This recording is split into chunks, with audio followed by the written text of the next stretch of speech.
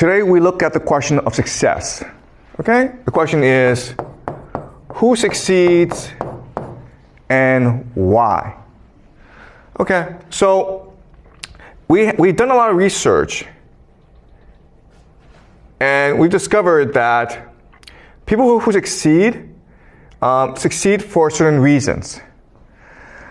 So there is a Columbia psychologist named Walter Mischel, and he devised a very famous experiment called the Marshmallow Test.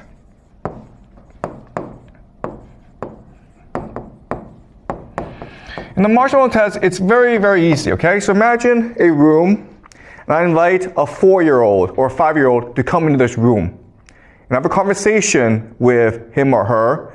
I ask them, how's your mother? What do you like to do? And it's a very good conversation. Then suddenly I get up and say, I'm really sorry, but I need to go across the hallway for another meeting, but I'll be back, okay? So just wait for me. And here, I'll make you a deal. Here's a marshmallow. I'm going to put a marshmallow in front of you, and you can have it right now. But if I come back and the marshmallow is still there, I will give you 2 marshmallows. Okay?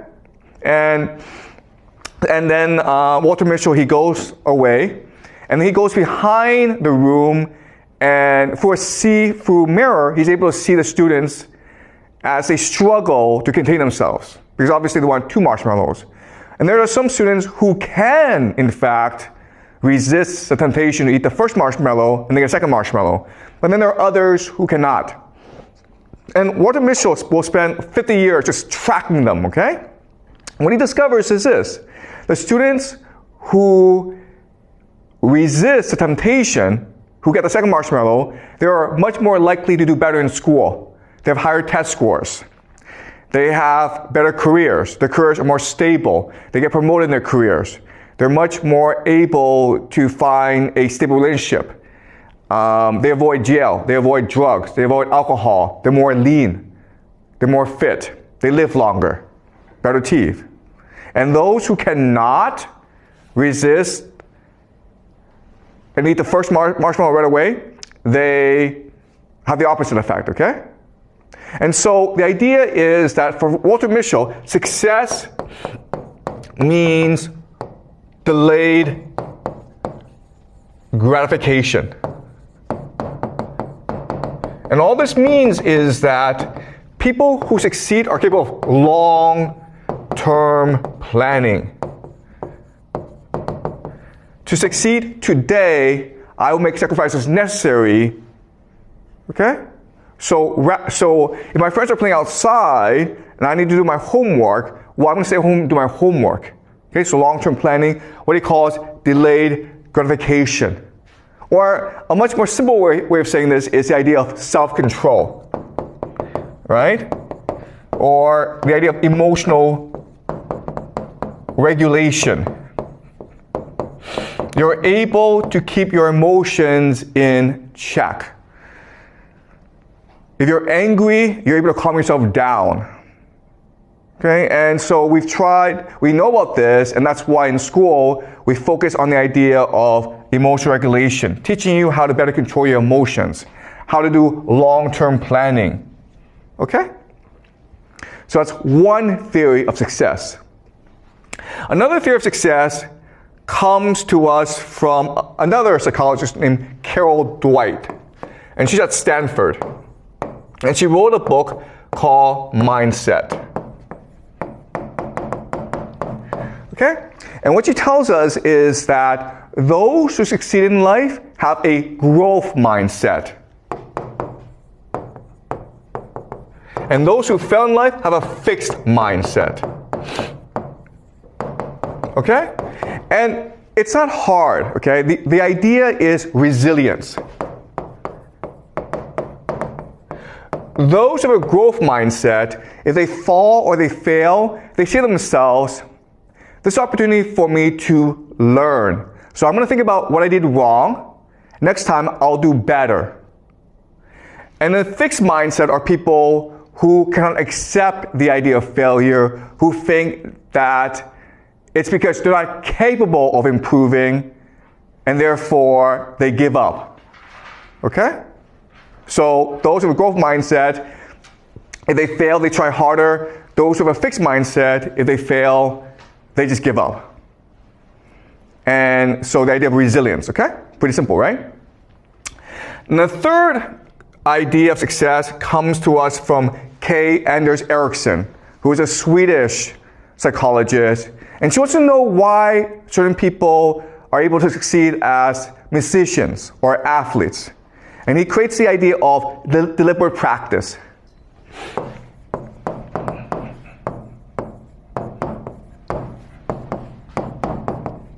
Okay?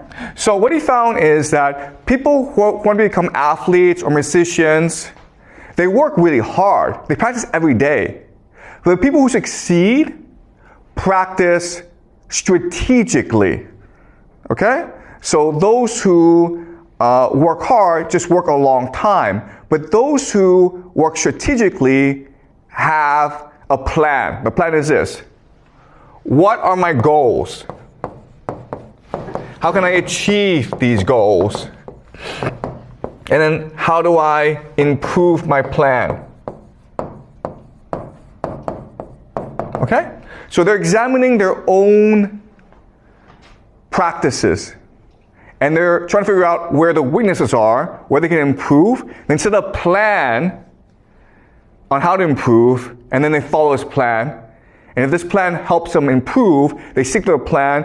But if the plan doesn't really work, they change the plan as well. Okay? So this is the idea of self-reflection. Or self-assessment.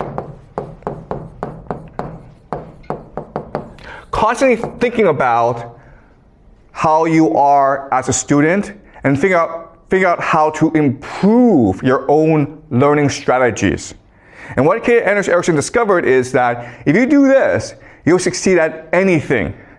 And this is true, okay? And the reason why we know it's true is there are two American psychologists named Dunning and Kruger. There's something, the Dunning-Kruger effect. And so what they did was this. They ran an experiment. They had 500 students in their psychology class, first year university. They made every student take an IQ test. And then after they took the IQ test, they asked each student, how do you think you did on the IQ test? Do you place in the top 5% or the bottom 5%? And it turns out that no one got the ranking correct. Okay? So those who were in the top 5% in terms of IQ thought they were maybe in the top 20%. Because for them it was easy, so they assumed for everyone else it was easy as well. But what was dramatic is that those who scored the lowest thought they were average. Okay? So the worst 5% in the class thought they were in the top 50% or just average. And the reason why is those people who are stupid lack the capacity to know they're stupid. Okay? So what Dunning-Kruger discovered is that the hardest part of being a student is to assess yourself properly, to know exactly where you stand and how to improve. Those who are stupid are often the most confident in the world. That's what's called the Dunning-Kruger effect. And this helps us explain why the world is why it is. Because often the people in power are stupid. They don't know they're stupid. They're overconfident. And they do stupid things like Donald Trump. Okay? All right? All right, so now we have these three theories, right? We have self-control. We have resilience. And we have self-assessment. And so as educators, as schools, what we can do is devise strategies and curriculum to help students all succeed. Correct, right? The problem is that when we actually try this, it doesn't work. Okay? If you take a bad student and you teach him self-control, resilience, and self-assessment, the student doesn't actually get better. The reason why is, okay, and this is a very important idea for you guys to remember, is that correlation does not equal causation. Okay? You guys need to remember this. Just because things are correlated does not mean they cause each other. So I'll give you an example. We know that successful people, they get up early in the morning. Okay? They get up at 4 o'clock in the morning.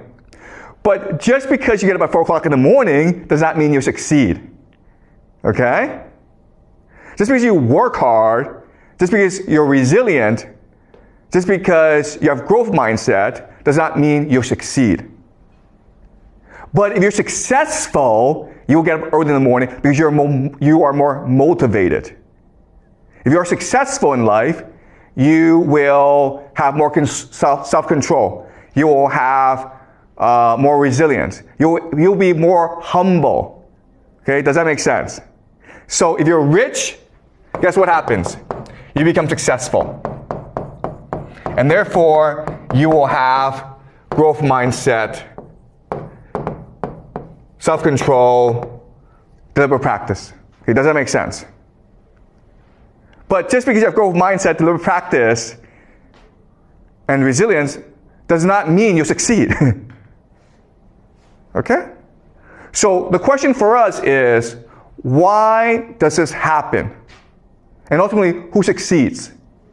Okay, so we know for a fact that rich people are much more likely to succeed than poor people. And in fact, what we know from macroeconomic studies is that school doesn't really matter. It doesn't matter how well you do in school. If your parents are rich, you'll be successful in life. If your parents are poor, you will not be successful in life. Okay?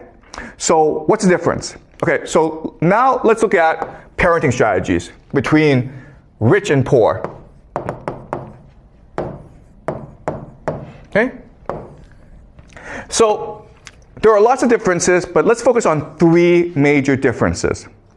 The first major difference is that rich parents speak to their kids more than poor parents. Okay? High vocabulary, low vocabulary. When rich parents speak to the kids, rich parents will use higher vocabulary, longer sentences. Poor parents will just be no, yes, go away. Okay? Another major difference is in attitude. Okay? So rich parents use a friendly attitude, and poor parents use an authoritarian or command attitude. So for example, if you are a rich kid and you go and touch a stove, okay, and you burn your hand, the rich parent will say, listen, you made a mistake, don't worry about it. Let me explain to you why touching a fire is bad for you. Because you'll burn yourself, and you might have to go to a doctor, and we will feel pain if you hurt yourself, okay? So the rich parent will spend a lot of time explaining to the child why this is wrong and how not to do it again. The poor parent is like, don't you ever do that again or I'll beat the crap out of you. Okay? Don't do that. Pretty simple, okay? But as you can understand, the rich kid will understand that the world is safe and that he is respected in this world. Okay? Whereas the poor child will think that the world is scary and he or she must be afraid of adults. And this carries on into school, right?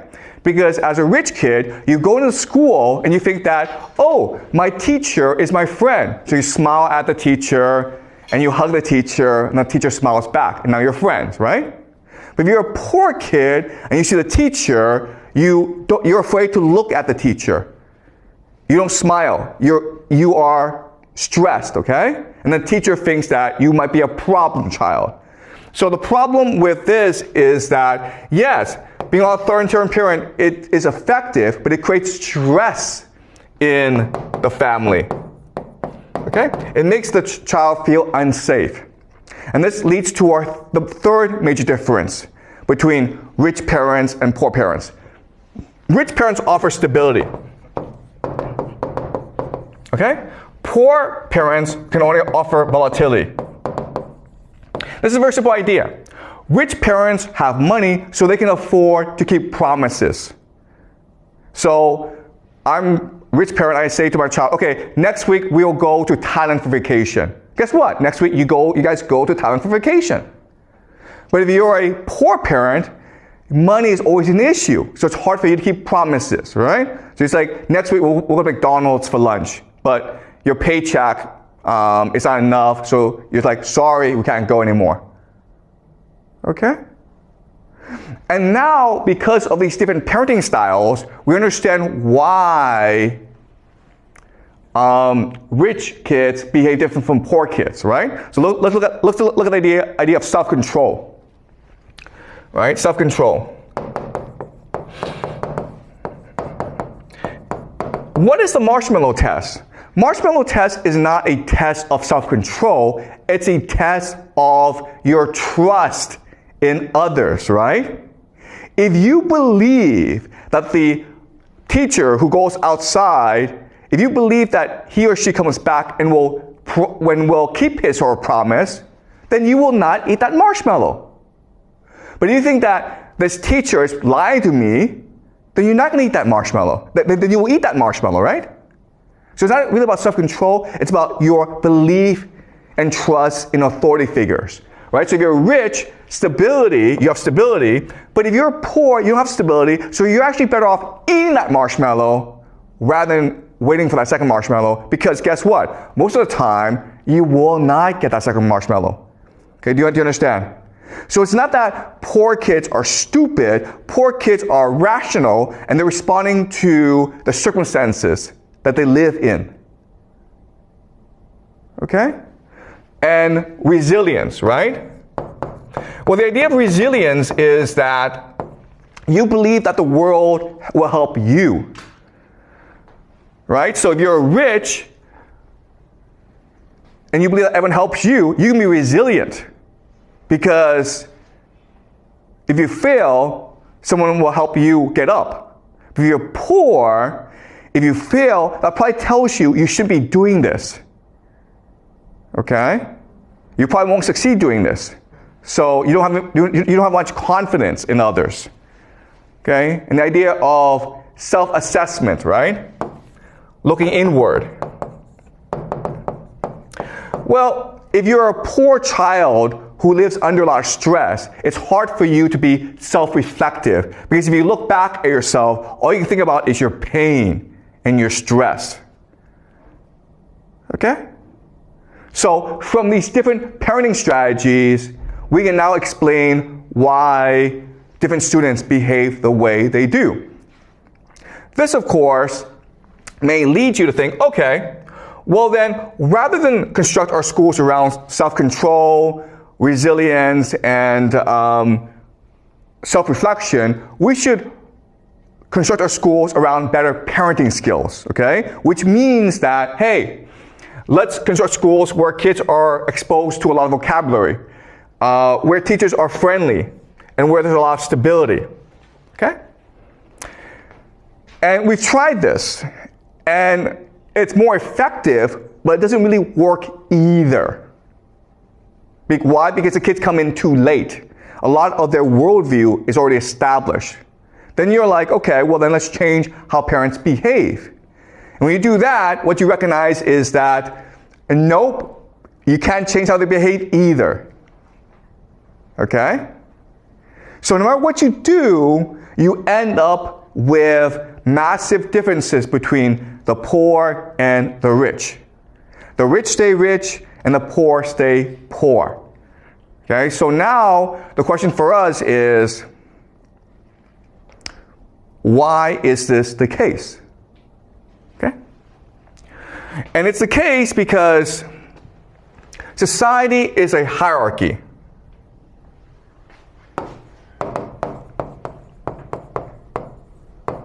Okay, and the hierarchy is usually divided between the rich and the poor.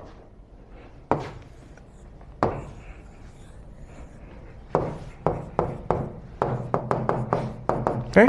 And these two worlds are night and day. They're very, very different. As a poor person, if you want to survive, you have to obey authority.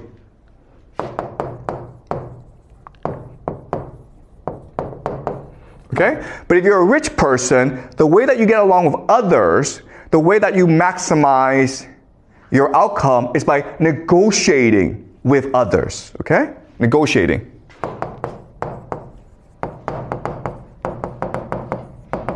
Okay? So negotiating can also mean debate, right? So who should be the boss? Well, let's have a debate and present different evidence as to figure out who should be the boss. Okay? So negotiation means debate and argument. So this helps us understand why different parents parent their child differently. If you're a poor parent, your responsibility is to make sure that your child knows how to obey authority. Okay? That's why you command your child. But if you are a rich parent, you want your child to be able to negotiate with authority, and that's why you respect your child and you teach your child how to debate, how to argue, how to negotiate with others. Okay? Because they live in different worlds. Another way of saying this is that from day one, rich kids know that they're playing a different game from poor kids. Okay? So let's go back and look at parents. Okay? So poor parents command their child, don't really speak, don't communicate, and don't keep promises, okay?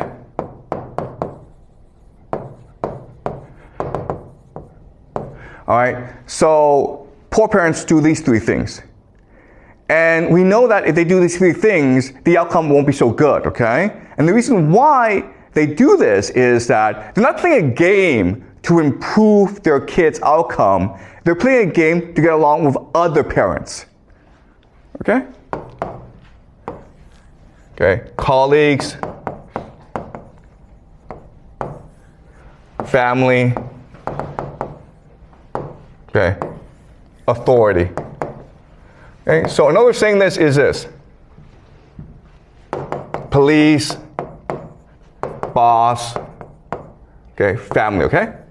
All right, so as a parent, you're trying to figure out how to negotiate with the police, with your boss, and with your family. So if you're a poor person, and the police knows you're a poor person, the police is going to bully you. And if you fight back, the police will probably put you in jail. Okay? So it's very important that you accept authority, you don't challenge authority, because if you do, you're probably get into trouble. Your boss, right? If you're a poor person, your boss will just command you about.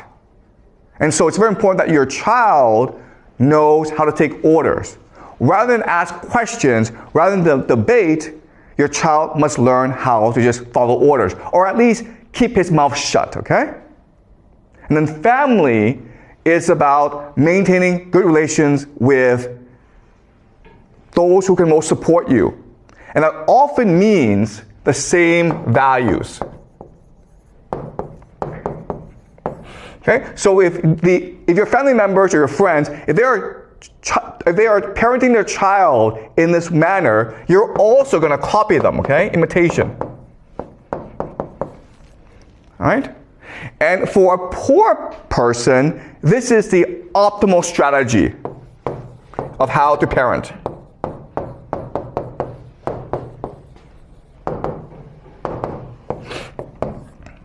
Okay? Does that make sense, guys?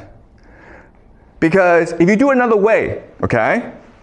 If you choose to be a friend to your child, if you choose to communicate, if you choose to keep your promises, then your friends and your family will think that you're doing something wrong. You understand? They won't think, oh my God, you are an enlightened parent who's read a lot of parenting books and great for you. They're going to think there's something wrong with you. Okay? So let me give you an example of this. So, my wife and I have 3 kids, okay? My parenting style. So my wife and I have 3 kids. And this is how we parent our kid, okay? First of all, we give our child a lot of freedom.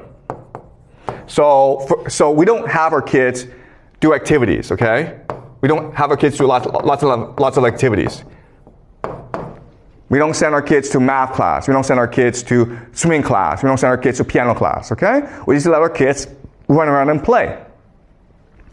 The other thing that we do is we communicate a lot with our child. Okay? Communication. We believe in democracy in our family. If we're going to make a decision together, we want everyone to communicate together. Okay?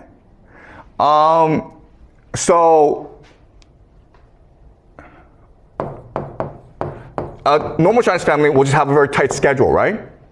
And the other thing that we do that's different is we tell stories. The other Chinese families will do math, okay? So we raise our children in a way that's very different from normal Chinese families, from the way that you've been raised, okay? And we do this because both my wife and I, we spend a lot of time talking about parenting. I've read a lot of books about parenting. I've spent many decades researching the best education possible. And so that's why we raise our children in this way. And guess what? Because we do this, we have no friends in China. We have family, but they all think we're crazy. Okay? But we do this because for us, what's most important is to make sure that our children are happy and healthy, and that they have a chance to be creative and be successful in life. Because I think that if you do it this way, the child will not be creative, will not be successful. But if you do it this way, your child will fit into China better. Okay? So, parenting, the goal, the incentive is not for your child to succeed. The incentive is for your child to fit into China or the larger social environment that you are in. Okay? And that's why it's very hard to change the way people behave. And that's why social structures are extremely rigid, because the game they're playing is often just to fit into their environment. Okay, does that make sense, guys? Okay, any questions before I move on? Yep. Thanks. So for poor families, is there any way for the poor kids to succeed to be the rich parent you described in the future? Yeah. Okay. That's a really good question, okay? So we know that there are certain poor kids who do succeed. For example, I'm a poor kid who succeeded. We immigrated to Toronto, Canada when I was like 6 years old, and my father was a dishwasher. So we were a very poor family, okay? But I succeeded because I left Canada for the United States. So Canada is a very rigid place, where poor people basically move up a bit, but not too far. But I was able to succeed because I was able to get a scholarship to go study in the United States. Okay, so there are opportunities. The problem, though, is that it means leaving your community. Okay, does that make sense? So one way to succeed is to abandon your community.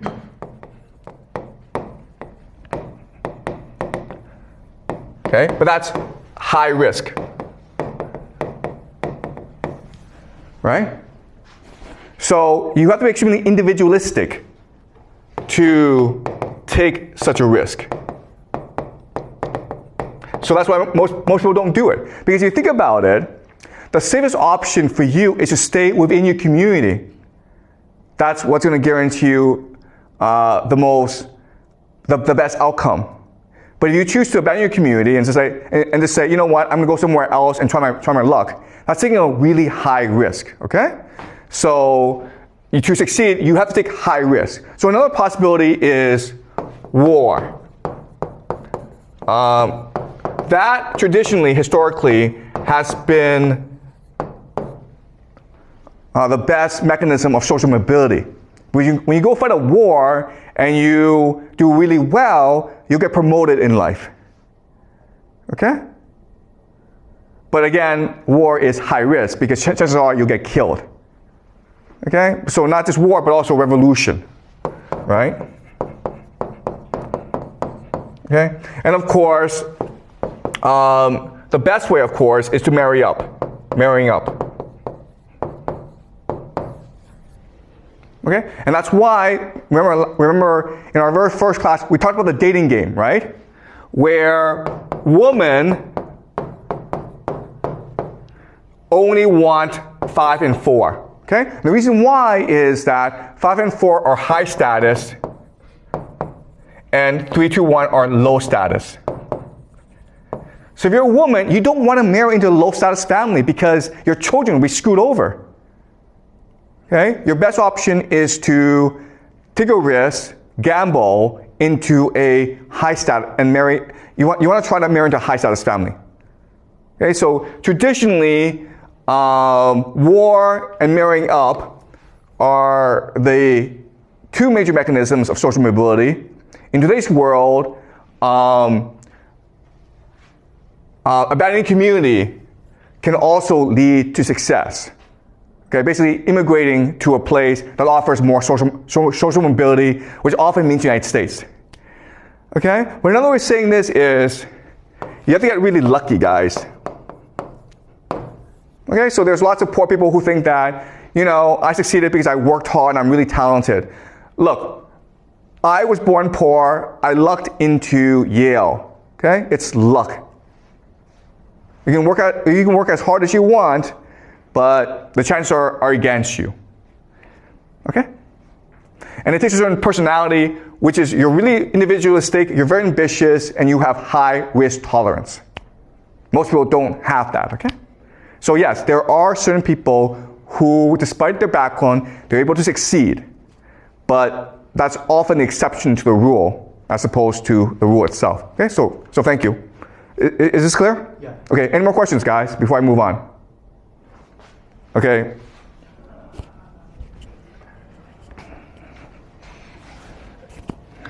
Can be luck counted as a kind of ability, or is just coincidence? Okay, that's a really good question. Yeah, okay. Yep. So, you're absolutely right, okay? So, luck is a form of strategy. Okay? Strategy. And all this is saying is that you are trying to position yourself in a place that allows you to get lucky. Okay? So I left Canada and I went to the United States because I knew that in Canada, doesn't matter how hard you work, no one cares.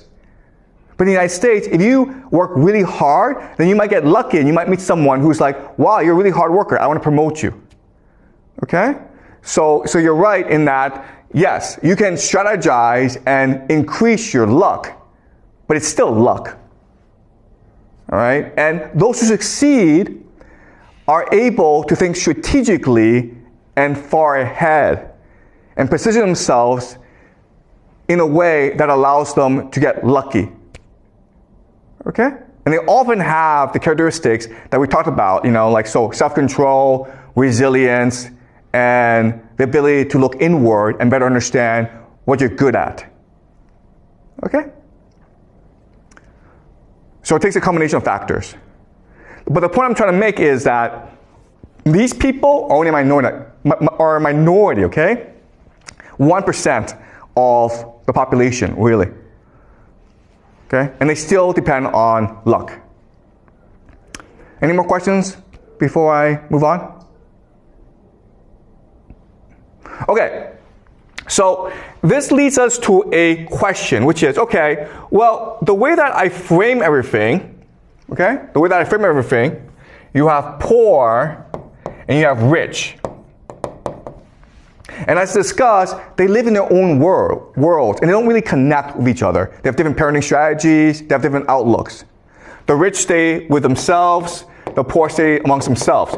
So this looks like a very stable system, right? Stability. Or the word we can use is equilibrium.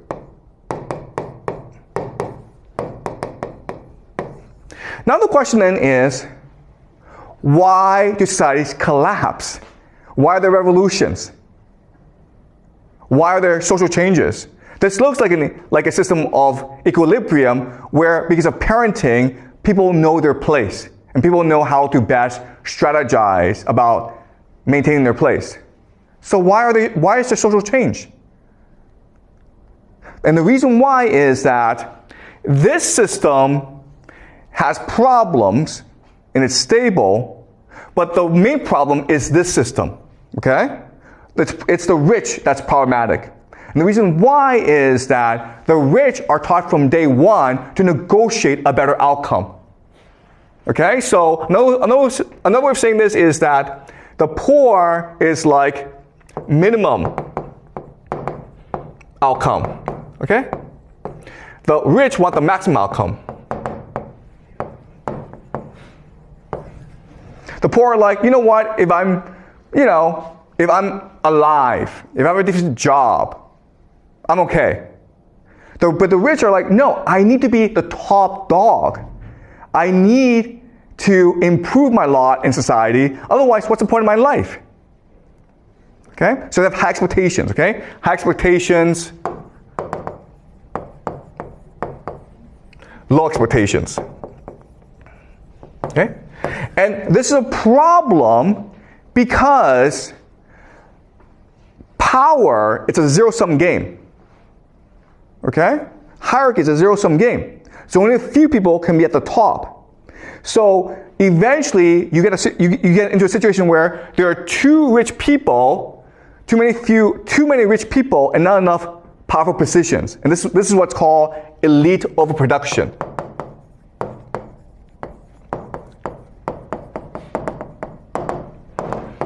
Okay? And then what happens here is that in order to get power, certain factions of the rich will align with certain factions of the poor against the powers that be. Okay? So all revolutions are always between the half a lot versus half some. It's never between rich and poor. It's always between half a lot and half some. So the people who led the Chinese Revolution, right? People like Mao Zedong, Zhou Enlai, Deng Xiaoping, they were not poor people. They didn't come from poor families. But they weren't rich enough, okay? So the Chinese Revolution was really between the urban elite versus the rural elite. Okay, the half a lot versus half some. If you look at every revolution in human history, that's always been the case. Okay? If you go back to Chinese history and you look at all these revolutions that started in China, it was always led by the middle class or the aspirational class, usually merchants, right? Merchants. Because they were discriminated heavily in society, but they had money. And they wanted to transform their money into power. And so when times were bad, when people were looking for change, they took the initiative and led people into revolution. Okay? Okay, does it make sense, guys? All right, any questions?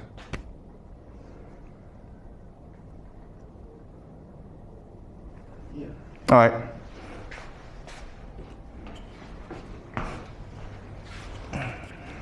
So you said the revolution was initially like within those rich people. So how could they lead the poor people to follow them to start the revolution? Because revolution need a huge amount of people, like the public base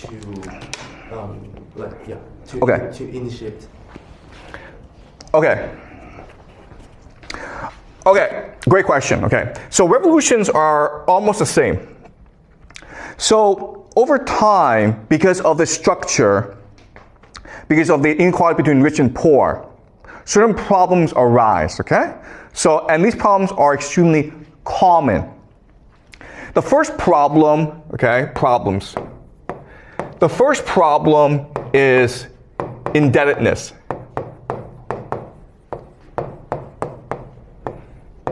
Because the rich have a monopoly over wealth, for the poor to survive, they need to borrow money. But over time, because of interest rates, the poor find themselves in slavery. Okay? Because if you can't afford to pay back the bank or the rich person, then your body is collateral, okay? So you become a slave, but not only do you become a slave, but your children become slaves as well. So slavery becomes a very common problem. And then the third issue, of course, is landlessness. Okay? So these are the three most common problems that ultimately become the seeds of revolution. The poor get into debt, and so they lose their land, and their children become slaves. Their children's children become slaves as well. Okay? Because of interest rates, it's impossible for you to pay back that debt. Okay? So now you have a majority of people who have absolutely no incentive to live. So what happens now is that a elite, okay, say to these people, follow me into revolution and I will clear your debts.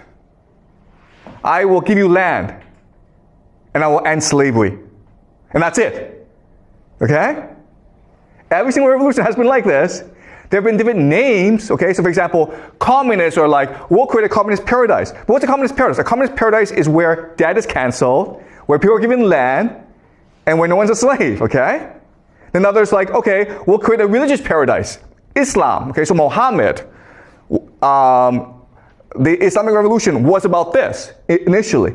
Later on it changed, right? And Muhammad said to everyone, we're going to create a kingdom of heaven. What's the kingdom of heaven? A kingdom of heaven is where people don't have debt, where people have land to feed themselves, and where there are no slaves. So if you're a Muslim, you can never be a slave. Okay? So look at every single revolution, it's this pattern. Whereas over time, because of inequality in society, you have people who fall into too much debt, they become slaves, they have no land, and then because of elite overproduction, you have this faction that splinters off, and who, in order to obtain power, get the people on their side, okay? And you look at the Roman Civil War, Julius Caesar was saying the same thing, right? Why was he so popular? Because he was saying to the Roman people, if I become king, I will get rid of your debt, I will free you of slavery, and I will give you land. And that's why they had to kill him. Okay? Why is Donald Trump so popular in America right now? Same thing, man. Where Americans are in debt to their credit cards, student loans, their houses, and so they believe that Donald Trump were to come to power. If he were to become king, what's the first thing that king does? What the first thing that king always does is cancel all debts.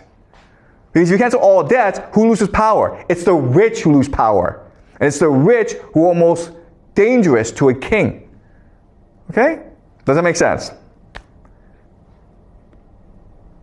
Okay? So again, this is a very similar pattern in human history. It's all game theory, okay? Any more questions, guys? Okay, ask one more question, then we'll break, okay? Is this clear to you guys? Okay. So another way of understanding this is that according to game theory, individuals don't really matter. Okay, you have to look at large groups, you have to look at large social trends. Okay, you cannot really change the outcome for certain groups of people like poor kids unless you look at the overall structure in which they live. Okay. One more question, guys, then we'll break for the day.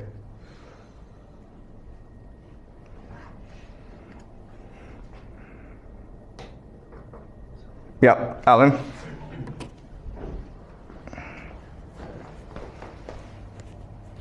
So, like, is that the society or like just the elite that really rule the country, who really have the power, have the motivations to maintain the society, that a certain degree of social mobility is allowed, but not all of them, but not really a big social mobility, so that firstly they can maintain their power, but second, like they give their lower class people a hope to get into the rich class, but not using like revolutions or other things that will like turn the society into collapse.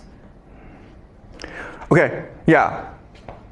Okay, look, you're absolutely right. So social mobility is really the best form of governance, right? As long as you enable people with talent and ability and ambition to climb up, they'll be happy. And your society will be very stable. But not only will it be very stable, it will be very prosperous, very creative. And it doesn't matter what system you have, okay? So the example is, okay, America in the 1950s was a democracy. And there's a lot of social mobility. And so people worked really hard, and America became very wealthy. But guess what? In China, 1950s, China was not a democracy. It was a communist system. But in the 1950s, people worked really hard as well. Why? Because China was destroyed after decades of war, and there were lots of opportunities for social mobility. If you worked hard, you got promoted very quickly in the system. So even though it was a communist system, not a capitalist system, even though it was a command economy rather than democracy, people worked really hard because they thought that by working hard, they can improve their lives. So social mobility is the best form of governance. You don't need democracy, you don't need any system, okay? As long as you have social mobility, people will be happy. The problem, though, is that over time, less than a generation, all the positions of power are failed, okay? So the people with talent who made the country great, who made the country wealthy, when they get into power, they don't want people like them to replace them. They want their children to replace them. Okay? And over time, these children are a lot. So what happens is at the very top, all the positions are filled. And there's a waiting list as well. So if you are a poor person who works hard, really talented, unfortunately, all those positions at the top are filled already. And there's also a waiting list, so too bad. Okay? And again, if you just look at Chinese history, right? Look at Chinese history, where at the beginning of the dynasty, you had all these talented people take the civil entrance examination, the Keju, and these are really top people. But then what happens is that they have children, and they teach their children how to do on the Keju, and then eventually they're like, you know what, we'll just cheat. So they corrupt the Keju, and then eventually like, you know what, screw this. Whoever can pay to pass the Keju will pass the Keju. And then all the positions at the very top are filled. There's no more social mobility. So what do people do? They engage in revolution, right? So you look at Hong Xiuquan, right? He failed the Keju, or there was no position at the top for him. So he believed he became the brother of Jesus, right? And he started this revolution that claimed tens of millions of lives in China. Why? Because there was no social mobility for him. 50 years ago, prior, he would have been a civil servant. Same thing for Mao Zedong, right? By the time that Mao Zedong became a university student, the Keju had been eliminated. So there's no way for him to climb the ladder anymore. Therefore, he had to start engaging in new ideas. Okay? So you're absolutely right in that social mobility is the best way to maintain social harmony, but people have children, and they want their children to succeed, and they will arrange a system in a way that only their children can succeed, which screws over every other children, everyone else, and so they have no choice but to overthrow the system, okay? Or another way of saying this is game reset. Game reset. This is what a revolution is, okay? So another way of saying this is that 100 people are playing a game, 10 people are winning, and they keep on winning, and they can only win. So everyone else is like, screw this game, let's start a new game. And the 10 people are like, nope, we're happy playing this game. They can't agree, so the 90 people the only thing they can do is a revolution, which allows for game reset, which now again allows for social mobility. And that is the course of human history. Okay? Either you climb up the ladder. If they don't allow you to climb up the ladder, then you just break the game. Okay? So, but unfortunately, again, once you're in power, you want your children to inherit your power. And so you will rig the game in a way that only your children can succeed. Okay? And that's why the schools are the way they are. Okay? Schools for the rich are very different from schools for the poor, right? Schools for the rich, there's a lot of freedom, there's a lot of creativity, the teachers are very good. You go to poor schools and it's the complete opposite. And the reason why is the system is set up to make sure that certain people succeed and everyone else fails. Okay? Does that make sense, Alan? Okay, great. Any more questions, guys? All right, good. I'll see you guys next class, okay?